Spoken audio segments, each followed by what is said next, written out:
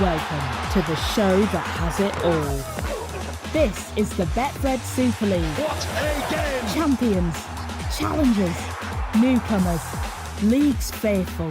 Hold on tight. This is the Betfred Super League 2024. There's nothing like Leeds. Yeah.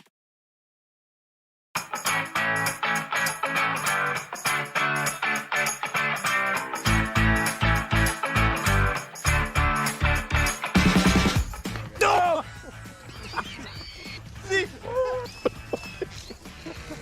Got me here. It took a big chunk out of me. Bleeding. It's bleeding. Oh no, it's bleeding. The thing just ripped me ear off. What do you think?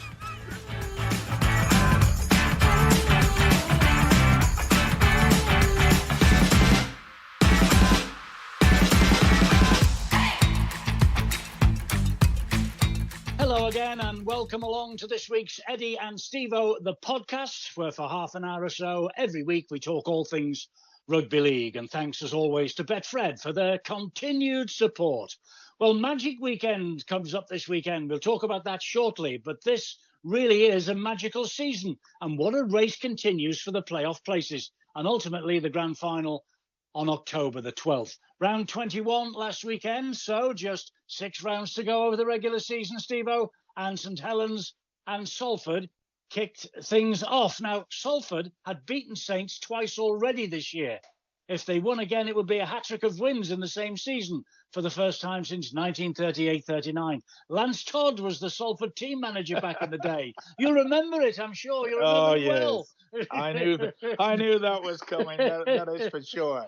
Well, it's amazing. You know, I was saying very, very loudly as well that who's going to stop Wigan? And yet, Leeds run away with them. Okay, it was the third game in 10 days. Maybe that's a little bit unfair to Wigan. But after me praising the fact that I couldn't see any other team in Super League even get anywhere near to them, they may struggle to find 2 or 3 wins out of the last 6, Eddie. They've got problems with injuries. They've got problems all along the piece. And mind you, so have other clubs, Stevo, in Super League. You know, I mean, St Helens, for instance. I mean, they got the golden point win against Salford. I do feel sorry for teams that battle away for a draw on their opponent's ground and go home absolutely empty because of a drop goal 5 minutes into extra time. Don't you? I think it's wrong. I do. Yeah. Throughout the history since 1895, Eddie, clubs have put pressure on the people that run the game to change it because they think it's better this way and it's been going on for donkey's years. And of course, those olden days when I played, if you got a draw, then you actually got 1 point on the table, which can count. I've known it to be 1 point, you've escaped relegation. Of course, we don't have relegation now. Is it the time, maybe, that we ask the rugby league officials to have a captain's challenge? Is that what we need? When an incident is given for the drop goal or a penalty or whatever, it's they keep changing. They do keep changing. The game has a habit of changing rules from time to time, and it does confuse people a lot. We'll come on to the controversy surrounding Chris Hankinson's try for Salford that made it 10-all in a moment, and also the alleged knock-on by Jake Connor in the Huddersfield game. But before all that, Stevo, St Helens, the team you would expect would be pushing Wigan all the way. Now, look, they've got Morgan Knowles out suspended this weekend for Magic, Jack Wellesby, Darryl Clark, Lewis Dodd, all out for 4 to 6 weeks, and Mark Percival as well. I mean, injuries are going to play a part, aren't they? No doubt. They always do, especially late in the season. You've got an incident where I think it was 3 or 4 weeks ago, we were talking about how St Helens have produced so many young kids in the lower development area. And we've seen it now. They've had no option but to bring young kids to the fore. I mean, Harry Robertson, he did exceptionally well, being at full back for the injured Jack Welsby. And there's quite a lot of young, talented players. I saw them play a couple of weeks ago, and boy, they click together. That means that they've got plenty of talent, and they'll need it. Because I'm telling you now, St. Helens will have to just say, we'll throw them in at the big end.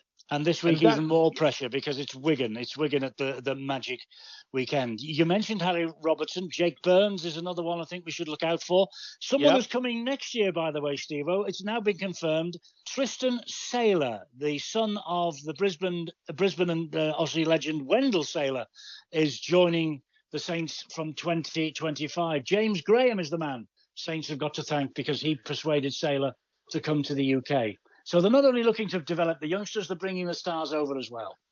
And I think that they would need them as well because it comes to near the end of the season, and we've had quite a lot of wet weather, and wet weather can take it out of you physically more than okay. I know it's been really hot over the last 10 days, but generally they've had to do it tough on the ground.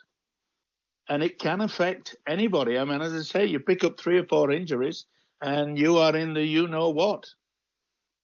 Definitely, Saints are for this weekend. For that game last weekend against Salford, we had a rash of yellow cards, 3 in 13 seconds. And there was a little bit of controversy surrounding this Chris Hankinson's try that made it 10-all, as I say. The video ref adjudged that he got it could only be a fingernail on the ball as he chased it through. Remember Ryan Hall some years ago in Australia, very similar against the Kangaroos. That was ruled out by the Australian video referee in the Four Nations 9 years ago. It took the video referee 5 minutes to make his decision. Didn't take our video referee that long. Could Chris Hankinson really have claimed that try, Stevo? Seriously? Listen, I'll put it this way. The Australian video referee didn't give us any option. I do hope that you are trying to say, not trying to say, that maybe that the video referee got it wrong. Surely you're not saying that, Eduardo. Well, it looked to me as though it was a knock-on, I must confess. But there you go. I'm not a video referee. And maybe it's a situation whereby, as we've talked about it, that the Jake Connor incident, did it hit his foot and he went over and scored a try, etc., etc., etc.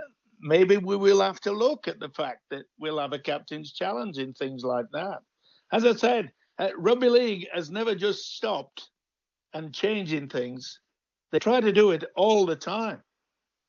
Preferably as well, they follow the Aussies, don't they? How many times have we done that?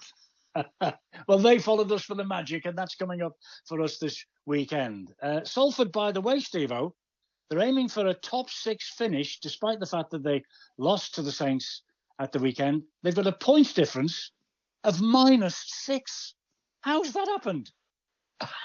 Well, it gives you some indication that Salford know how to score a few tries, a lot of points. They let them in and all. Yeah, but fair play to them. It could have been the other way around. It's not going to be easy for them. Not easy at all. But they never give in, do they, Salford?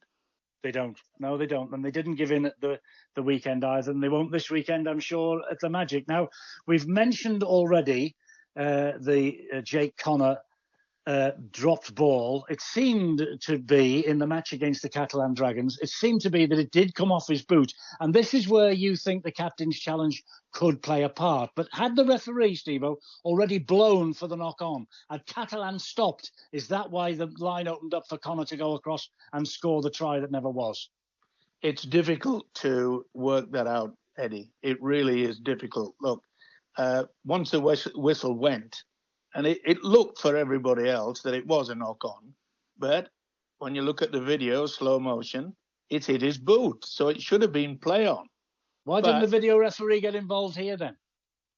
Well, that's what I'm saying, Eddie. At least if the captain has the option to say, I want to challenge that decision, sir.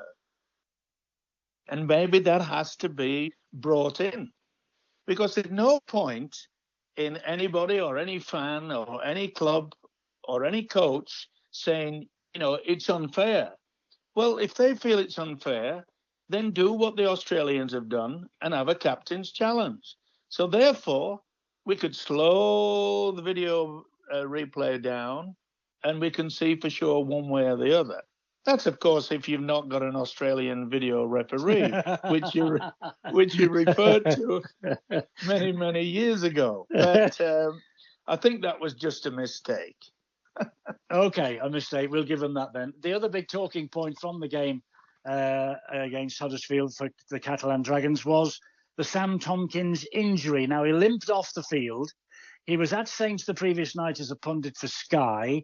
He was working for Sky the following day. He dismissed the fact that he had to leave the field, and he says he will be back before the end of the season. But Steve McNamara isn't quite so sure. He's saying they're going to have to wait and see what's wrong with him. It's a hamstring problem, apparently, this time. Well, to get over a hamstring is not easy, especially if you've been training flat out for the full season. And with the greatest respect, I'm sure that Tompkins has not been working as hard as he would if he was in the team on a regular basis. So the chance of you coming out with an injury is duplicated far more than when you've been training for the entire season. So it didn't surprise me that a hamstring problem or something of that way, whether it be a problem with the knee or anything, once you've put yourself out of the game for quite some time, it's difficult to catch up, and it's difficult for your body to get yourself back to 100%. I hope that he gets back in, because I'm sure that he's still got something to give to the team itself. But to me, it was always a gamble. Yeah, their playoff ambitions remain intact for Huddersfield, despite the gutsy effort, which left interim coach Luke Robinson devastated. They're not going to make the top six now. I don't think there's any doubt about that. But Hull KR, Stevo, proving yet again that they are a real threat to the ambitions of all the other clubs. Back to the top with a 36-6 victory over Castleford. Another great performance from them. They can't be ruled out, can they, Rovers? No. And look, the coach has done a damn fine job. But you've got to get to a situation whereby if you get a tight-knit community, and let's face it, both the whole clubs are very, very tight in regards to, they don't often sort of like get in each other's way. But the way that the Rovers have played this year, I find them excellent to watch. They're a treat. They've got great players, and they've got players that can win a game all on their own. The other astonishing result from the weekend: Leeds 30, Wigan 4. Cheers could be heard in East Yorkshire and maybe in Warrington too. Wigan beaten. Now let's take nothing away from Leeds. It was their best display of the season by a country mile, but it was Wigan's third game in 10 days. So they were absolutely shattered, and they looked it actually from the first minute. Well, they didn't click, did they? Simple as that. Full credit to the Rhinos. They took on the opportunity, and it's the best I've seen them play with the way that Leeds kept this ball alive. And you can only do that when you've got trust amongst the entire team. And that's what the Rhinos seem to have right from the go, was that we have trust in what we have been told to do.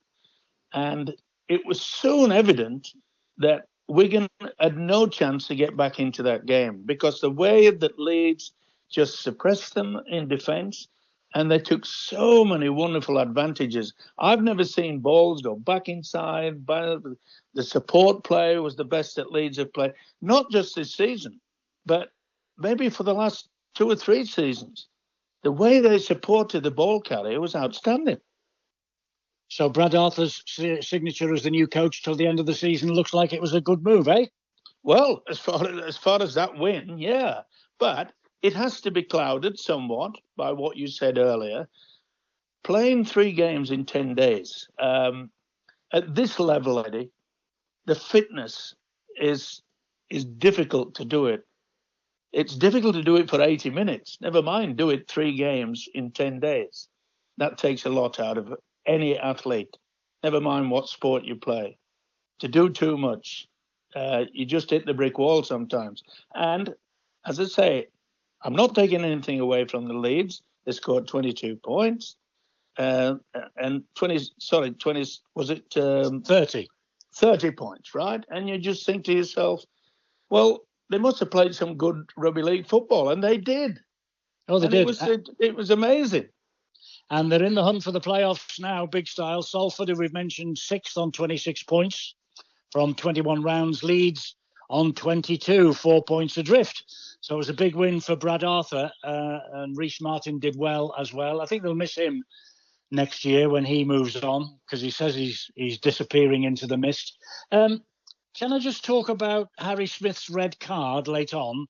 Because that looks like it's going to be very expensive for Wigan. A Grade E charge for making contact with James Bentley's head with his elbow. He must be kicking himself. I mean, by that time, they were being absolutely flogged. Was it because he was frustrated, because of this, that, and the other? I don't know. But the last thing you want to do, if you're in a losing situation, is to give away a penalty. Never mind doing something as silly as what he did. And I'm afraid he's going to have to count the cost. And Wigan will have to count the cost. Yeah, and as I say, they play St Helens, who were injury hit themselves at the Magic. So we'll wait and see what happens there. Can I bring another controversial moment up with you? You always do. Rhys Martin, right? Just mentioned him how much Leeds are going to miss him next year. He was involved in a tackle by Adam Kieran. The referee said play on, and Rhys Martin stayed down on the floor. Play was halted, and because the play was halted, this allowed the video referee to become involved. And it all resulted in Kieran being shown a yellow card for what referee Liam Moore called accumulative penalties. I think that's what he said. Now, I never thought I'd say this, Stevo, but are the players, maybe cheating's too strong a word, but are they feigning injury in order to get players yellow carded on review by video referees? It's something I never thought I would ever say about rugby league. It's been going on for years, Eddie. Ever since 1895. If it gets to the point where you've only got a few seconds or a few minutes remaining, you'll do whatever you do. People with, say, like 20 seconds to go, it's amazing how when they get off the floor after being tackled, they're always injured. They always look dazed. It takes ages for them to put the ball on the ground and an eternity to play the ball back with a foot. And sometimes you don't know whether is he kidding everyone or is he really injured? It's a difficult situation for the referee.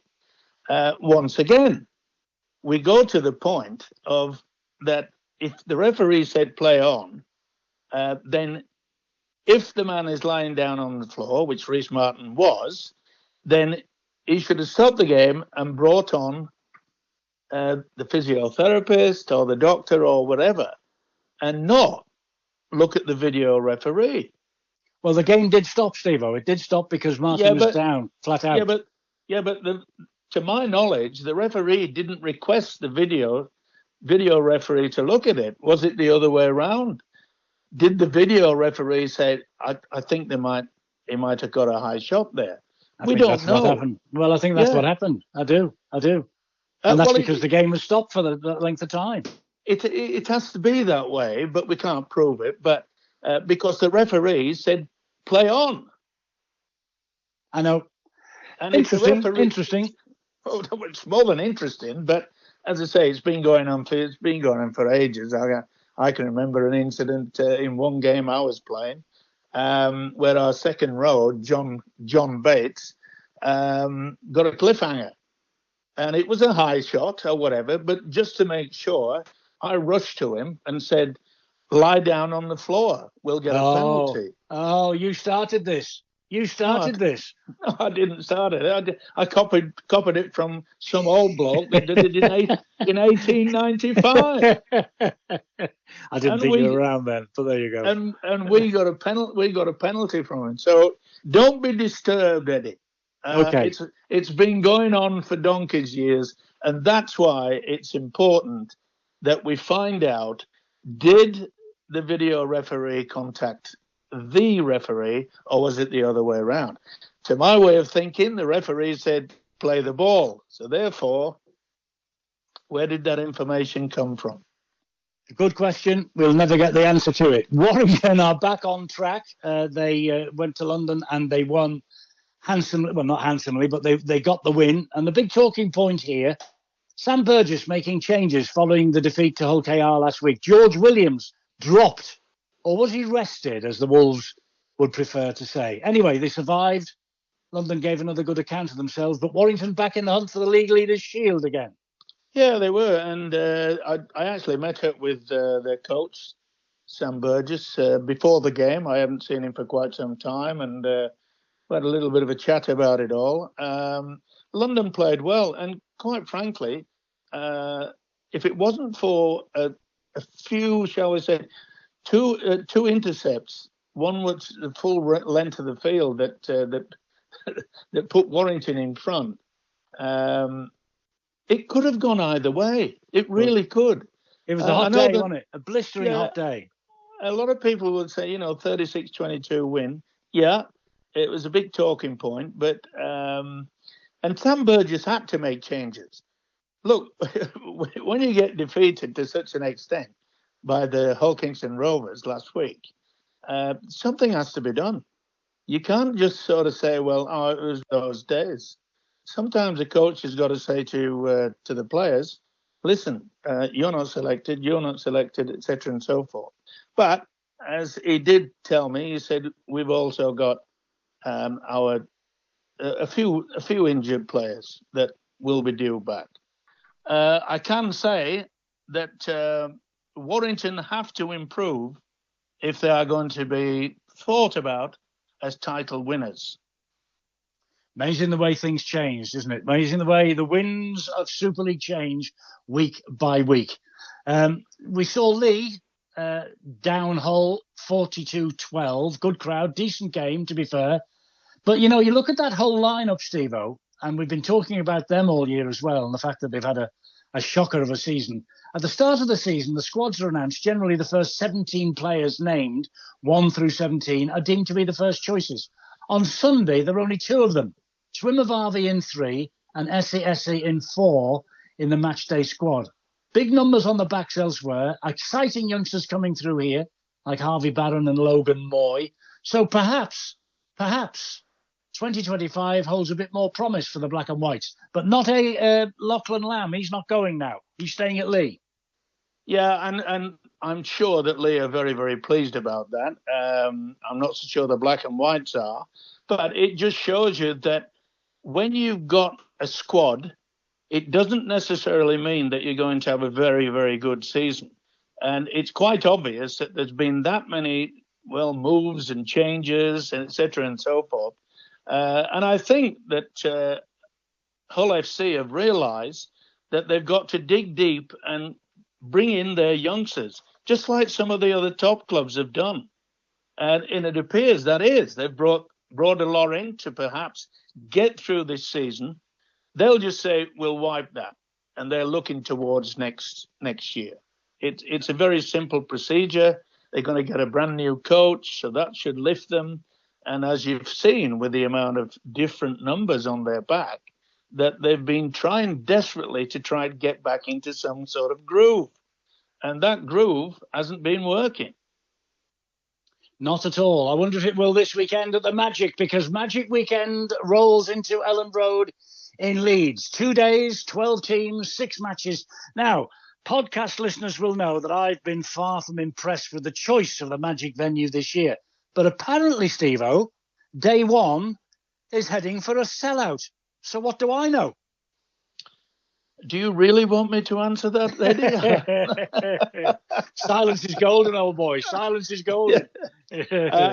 Look, when you look at the fixtures, it was obvious that all the top teams virtually are playing on the Saturday.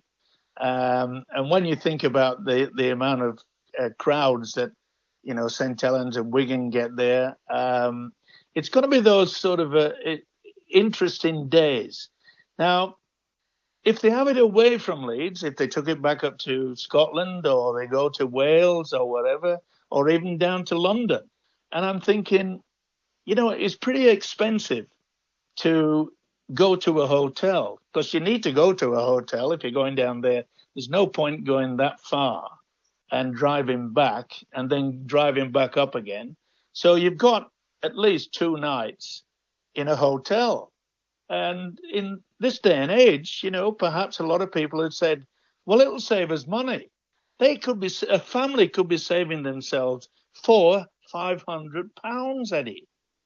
So maybe it's not as daft as what you thought it was, taking it to Leeds. The magic about Leeds, as far as I'm concerned, is that it won't cost you an arm and a leg to go see the 2 days. Understood. I take that on board 100%. And it should be a great weekend. And hang on. Did you hear that? What's that? That's another slap on the jaw. Well, the fixtures are Hull against London, Wigan, Saints, Warrington, Leeds on Saturday. Sunday, Lee, Salford, Catalan, Hull KR. That'll be a cracker. And Huddersfield against Castleford. They bring the curtain down. 2007 this started.